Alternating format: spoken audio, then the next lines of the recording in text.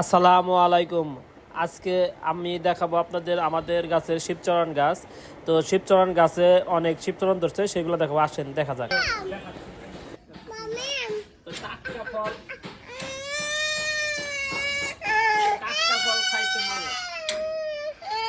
টাটকা ফল খাইতে মজা।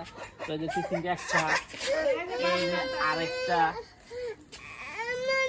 চিচিঙ্গা একবার টাটকা, আরেকটা আছে, এই যে আরেকটা, এটা না, এটা ছোট, এই যে আরেকটা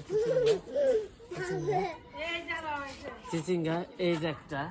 এগুলা আজকে টাটকা সবজি, তো রানবো। এই দেখেন চিচিঙ্গা একদম টাটকা। এই যে আরেকটা আছে,